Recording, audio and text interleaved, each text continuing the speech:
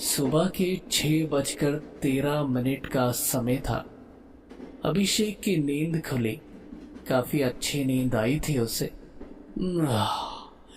अंगड़ाई लेते हुए बगल में देखा तो रात वाली घटना सब मानो उसे फ्लैशबैक सी होती हुई नजर आई। राहत की बात यह थी कि श्रेया सहित बाकी सभी यात्री अभी तक सो ही रहे थे। अभिषेक ने बिना देर किए चादर अपने ऊपर से हटाया और धीरे से श्रेया के ऊपर चादर डाल दी। इससे पहले कि वो चैन की सांस ले पाता, नीचे से किसी के हल्के से खांसने की आवाज आई। झुककर देखा तो प्रीति उसे खा जाने वाली नजरों से घूर रही थी। इसके पहले कि वो कुछ कहती, इससे पहले ही चाय चाय गरम चाय। चित परिचित अंदाज में चाय वाला कहते हुए गुजरा वहां से। भैया, एक कप जरा चाय देना। प्रीति का मूड मानो एकदम से स्विंग हो गया। चाय के कप को अपनी सीट पर रख वो अपने बैग में रखे हुए पर्स को ढूंढने लगी, पर शायद तुरंत उठे होने के कारण अधखुली आंखों से पर्स ढूंढने में हल्की कठिनाई हो रही थी। मैडम जल्दी करिए, इतने में तो 5 कप बेच देते हैं हम। चाय वाला इस देरी पर थोड़ा झल्लाते हुए बोला। ये लीजिए पैसे, 1 कप मेरे लिए भी। अभिषेक ने 20 का एक नोट पकड़ाते हुए कहा और नीचे उतर गया। अरे मैं दे रही हूँ ना भैया, आप इनसे मत लो। अब आप दोनों समझ लेना लेन देन, मुझे लेट हो रहा है मैडम। कहकर चाय वाला आगे बढ़ गया। अभिषेक अपनी चाय लेकर जरा सा आगे बढ़ दरवाजे के पास खड़ा हो गया। सामने सूर्य उदयांचल से उदित होकर अपनी रेशमियां बिखेरना प्रारंभ कर चुका था। हल्के बादल अभी भी छाए हुए थे। सहसा किसी का हाथ अभिषेक के कंधे पर पड़ा। पीछे मुड़कर देखा तो प्रीति चाय का कप लेकर उसे घूरे जा रही थी। इससे पहले कि अभिषेक अपनी सफाई में कहता, मेरी दोस्त क्या वाकई इतनी खूबसूरत है? प्रीति ने उसकी आंखों में झांकते हुए पूछा। अभिषेक को कुछ भी समझ नहीं आ रहा था कि वो क्या कहे। कहीं वो उसका परीक्षण तो नहीं कर रही। अरे ऐसी कोई बात नहीं, अभिषेक बस इतना ही बोल पाया। मेरी फोटो क्यों नहीं ली फिर तुम? चाय का एक घूंट पीकर प्रीति ने पूछा। वो असल में खैर हटाओ ये सब। वैसे तुम आज सुबह करना क्या चाह रहे थे मेरी दोस्त के साथ? इतनी हिम्मत कहाँ से आई? अभिषेक की बात को बीच में ही काटते हुए प्रीति ने पूछा। जान जाने के भय से अभिषेक मुस्कुराते हुए बोला। इतनी थोड़ी ही बातचीत में अभिषेक ने जान लिया था कि प्रीति का इरादा उसकी छवि को नुकसान पहुंचाना नहीं है। बस वो अपने शक को दूर करना चाह रही थी। यही कारण था कि अब वो थोड़ा सहज हो गया था। जरा डिटेल में समझाओगे? जरूर, कहकर अभिषेक ने रात का घटनाक्रम सब कुछ उसे कह दिया। प्रीति ने सारी बातों को बड़ी ही ध्यान से सुना और फिर, ऐसे तो मैं किसी को यूं ही नहीं जाने देती, पर तुम अच्छे घर के लगते हो और सीधे भी, इसलिए इस बार माफ कर दे रही हूँ। और हाँ, मेरी दोस्त से दूर ही रहना। प्रीति ने बनावटी अहंकार के साथ कहा। जी, और आभार आपका, अभिषेक ने सहज भाव से कहा।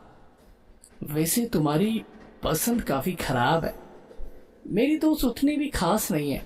खैर मुझे क्या, कहते हुए वह आगे बढ़ गई। श्रेया, उठो, स्टेशन आ गया। अरे जाग भी जाओ कुंभकर्ण। प्रीति झुंझलाते हुए उसे जगाने का प्रयास कर रही थी। स्टेशन आ गया? अधजली आंखों से श्रेया ने पूछा। अरे हाँ बाबा, जल्दी करो, ट्रेन ज्यादा देर नहीं रुकती यहाँ, और अगला स्टेशन यहाँ से 70 किलोमीटर दूर है। ये बोलकर प्रीति ने श्रेया को झटके से ऊपर उठा दिया। हड़बड़ाकर श्रेया ने जल्दी से अपने पांव सैंडल में डाले और प्रीति के पीछे पीछे दरवाजे की ओर सामान लेकर बढ़ चली। ट्रेन लगातार हॉर्न दिए जा रही थी। प्रीति झटके से कूद गई और श्रेया उसे सारा सामान पकड़ाने लगे।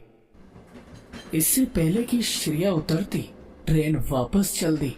जल्दी उतरो, प्रीति चिल्लाई, पर तुरंत हड़बड़ी में जागे होने के कारण श्रेया का दिमाग कोई फैसला नहीं ले पा रहा था।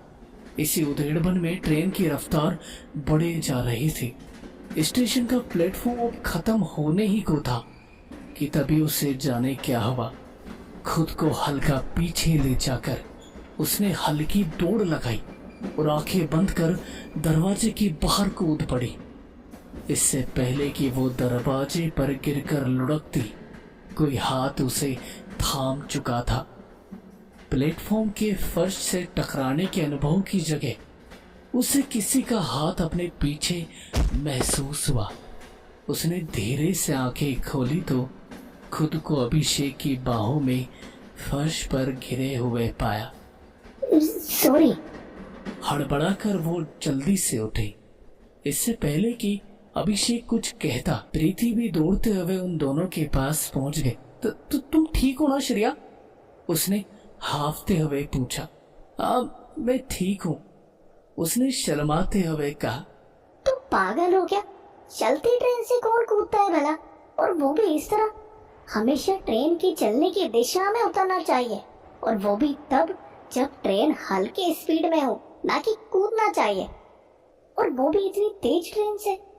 ठीक है, अब ज्ञान मत दो, मैं ठीक हूँ, चलो अब, कहते हुए श्रेया आगे बढ़ गई। लगता है तुम सुधरोगे नहीं, अभिषेक को बोलकर प्रीति श्रेया के पीछे दौड़ पड़ी। हाँ मां, पहुंच गए अच्छे से यहाँ, ना कोई समस्या नहीं हुई। बस नहाकर तुरंत आपका दिया हुआ नाश्ता किया है। हाँ, आज आराम करके कल जैसा होगा सोचेंगे। ठीक है फिर, प्रणाम। अभिषेक ने फोन कट कर दिया। स्टेशन से उतरकर अभिषेक बड़ी कठिनाई से चंद्रगढ़ पहुंचा, जहाँ के कॉलेज में उसे फिजिक्स के प्रोफेसर के पद पर ज्वाइन करना था। ज्वाइनिंग लेटर मिलने पर अभिषेक के पिताजी ने अपने एक मित्र के पुराने कमरे में, जो चंद्रगढ़ में ही था, उसके रहने की व्यवस्था करवा दी थी। मकान तो कोई खास नहीं था, पर एक व्यक्ति के लिए ठीक था। सांझ होते ही अभिषेक ने संध्या वर्तन संपन्न कर बाहर का मुआवना करने निकल पड़ा। गांव की कच्ची सड़कें गड्ढों से भरी पड़ी थी, जिसमें कल रात बारिश का पानी अब भी जमा हुआ था। गांव की आबादी बहुत अधिक भी नहीं थी, ना ही कम। ज्यादातर मकान मिट्टी के ही थे, कुछ सामने से मिट्टी के और पीछे पक्के भी थे।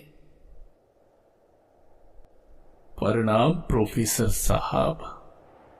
तभी किसी अनजान आवाज ने अभिषेक की सोच को भंग किया। पीछे मुड़कर देखा तो एक अधेड़ उम्र का व्यक्ति, जिसके कंधे पर एक गमछा था और बदन कसरती प्रतीत हो रहा था। जी कहिए, अभिषेक ने शांत भाव से पूछा। जी, घनश्याम बाबू के मकान में आप ही रुके हैं ना? वो हमारे परम मित्र है, सुबह ही फोन पर बताया उन्होंने आपके बारे में। उसने कहा। जी मैं रुका हूँ, यहीं के कॉलेज में मेरी कल ज्वाइनिंग हुई है, अभिषेक बोला।